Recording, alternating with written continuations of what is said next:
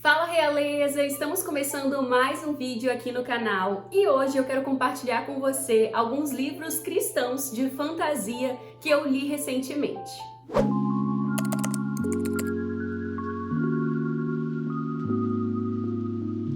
E aí realeza, tudo bem com você? Espero muito que sim. Eu sou a Thaís Oliveira do Princesa Adoradoras Oficial e hoje eu quero compartilhar com você um pouquinho de alguns livros de fantasia, de ficção cristã que eu li recentemente. Não sei se você sabe, mas eu criei no início desse ano um desafio de literatura chamado Biblioteca Real. E todo mês, dentro desse desafio de literatura, nós temos uma meta de livros para ler, um tema, um desafio para ler por mês. Durante o mês de outubro, a meta era ler algum livro de ficção cristã que envolvesse fantasia, que tivesse elementos fantásticos ali na história.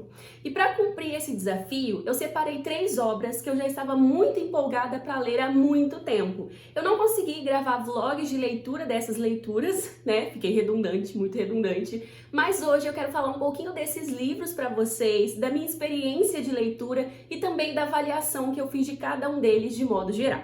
Então eu separei essa listinha que, embora seja pequena, é muito interessante para compartilhar com vocês. E eu vou começar do meu favorito ao que eu menos gostei, tá bom? Então bora lá conferir essa listinha de fantasias cristãs. Vou começar essa listinha com o livro A Escolha do Verão, da Sarah Guzella. Nesse livro, nós acompanhamos a história do Beor, um adolescente super curioso de 13 anos, que vive numa pequena vila onde todo mundo é medroso, menos ele. Nesta vila, todos os dias são verão, eles não conhecem nenhuma outra estação.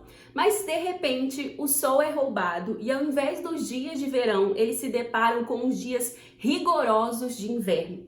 O que muda toda a realidade da vida do Beor e de todo mundo nessa vila que nunca tinha visto neve, nunca tinha visto inverno e eles não estavam preparados para isso. Como o Beor é altamente curioso, questionador, ele não vai se conformar com a chegada do inverno e ele vai tentar dar algum jeito de consertar essa situação toda. Ao mesmo tempo em que ele tem, essa vontade de consertar, de trazer o verão de volta, ele também lida com os próprios questionamentos que ele carrega em relação à vila, à coragem, ao desejo dele de deixar a vila para ir viver em outro lugar, sabe? Porque desde muito pequeno ele nutriu esse desejo de deixar a vila, de conhecer outros lugares por causa da curiosidade, da coragem que ele carrega. E esses sentimentos eram conhecidos pelas outras pessoas e ninguém entendia muito bem isso. Então ele vai lidar com todas essas situações que estão acontecendo dentro dele, já que ele também é um adolescente ali na fase de transformação, de mutação, sabe? E também com esse grande conflito do sumiço do verão.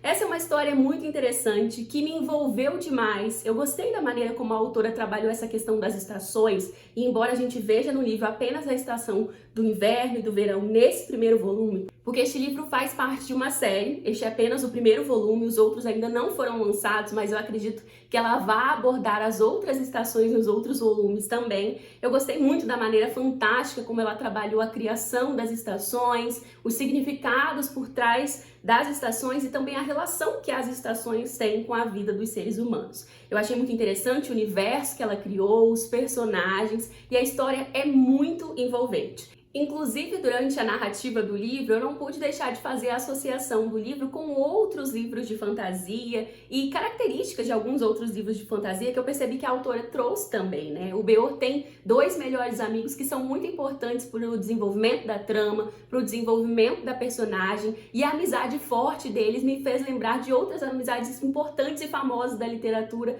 como Harry Potter e os seus melhores amigos, sabe? Então o livro acabou provocando em mim algumas sensações nostálgicas interessantes que eu encontrei em outras obras de fantasia também. No geral, A Escolha do Verão, essa obra da Sarah Guzella, é muito interessante, muito envolvente. Eu não consegui largar o livro ali enquanto eu não concluí e me deixou muito empolgada para as outras obras que fazem parte dessa série também, que ela lançará aí nos próximos anos. Estou ansiosa para poder degustar dos outros livros também. E a minha nota para essa obra são 4 estrelas.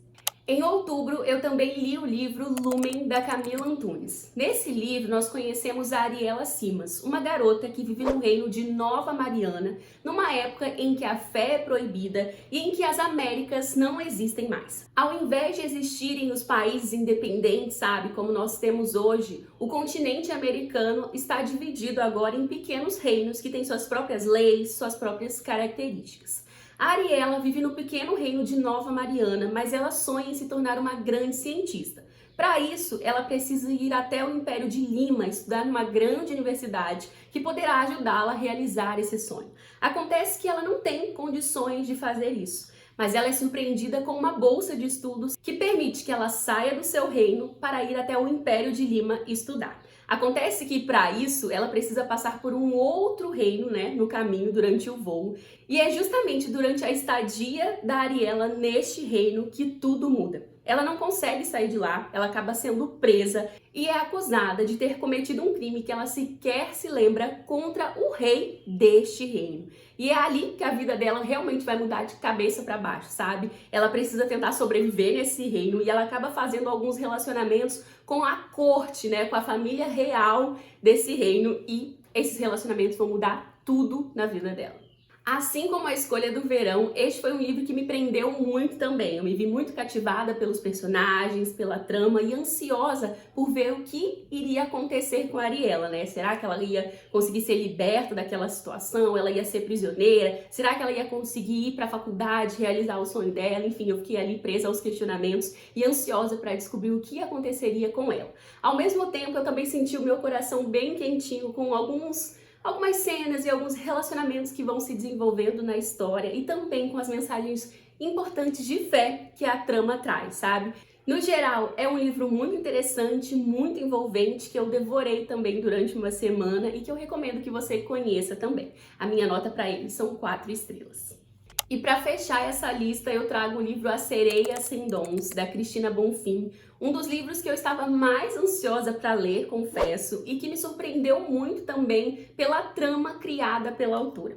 Neste livro, nós conhecemos a Admete, uma menina que é herdeira do trono de Norizeia. Até aqui, tudo bem, Acontece que a Admete é sereia, um pequeno detalhe, e o reino dela é aquático.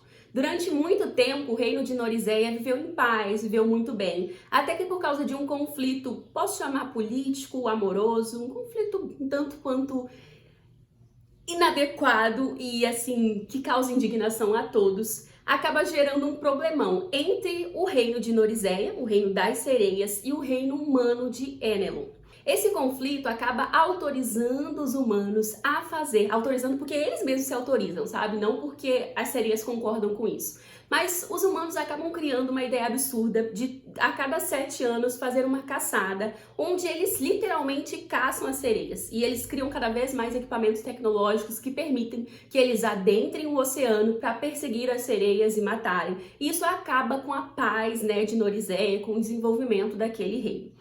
A Admete, à medida que ela vai crescendo, ela acaba vivendo essa situação e ela se sente cada vez mais revoltada com esse cenário. Ela não suporta as caçadas mais e ela quer dar um fim de qualquer jeito nas caçadas. Quando ela descobre que o rei de Enelon está realizando um concurso à procura da nova rainha, à procura de uma esposa para ele que vai subir ao trono ao lado dele, ela se candidata a participar desse concurso, se disfarçando como humana, claro.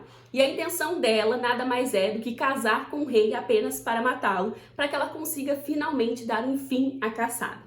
Será que ela vai conseguir fazer isso? Será que ela vai conseguir matar o rei? Parece um plano um tanto quanto cruel, E realmente se você parar pra pensar, porque ela tá tentando justificar ali, uma vingança pra dar fim, mas ela também vai sujar as mãos. Enfim, a premissa é muito interessante, E foi essa premissa que me cativou muito a ler essa história. E um outro ponto foi muito importante para minha escolha de ler esse livro também. Eu soube que o livro era inspirado na história bíblica de Esther. A Admete carrega muitas características de Esther e a história em si, se inspira muito na história do livro bíblico de Esther.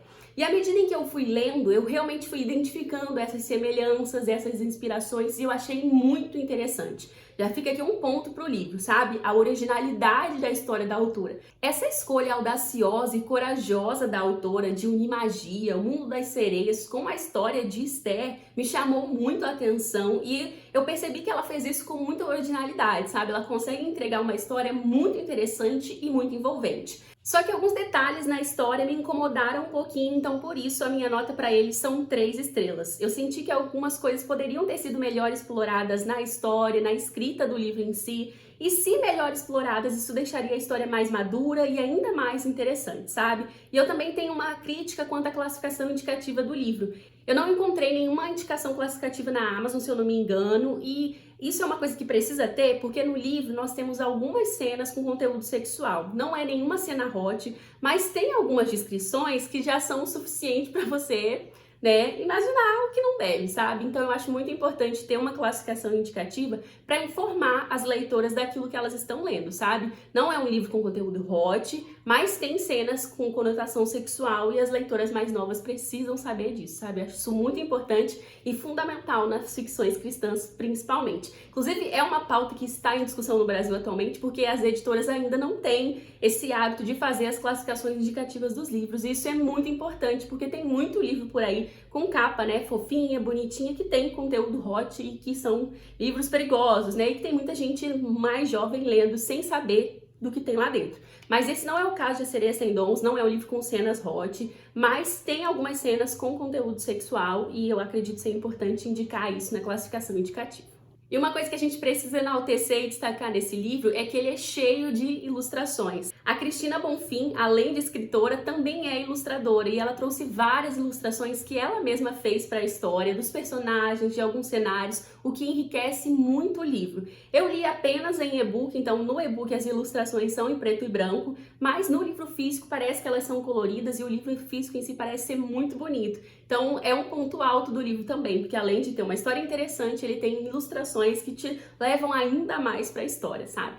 E só para ressaltar, todas essas escritoras são nacionais, né? São escritoras de ficção cristã aqui do Brasil, então vale muito a pena conhecer o trabalho de cada uma delas.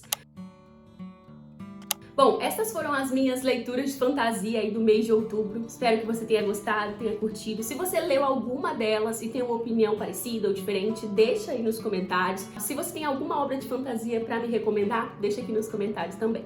Não esqueça de curtir o vídeo, se inscrever aqui no canal e deixar aí seu comentário. Lembrando que na descrição você encontra os links para todos esses livros e comprando através dos nossos links você abençoa demais o Princesas Adoradoras. É isso, eu te vejo no próximo vídeo. Um beijo e tchau, tchau!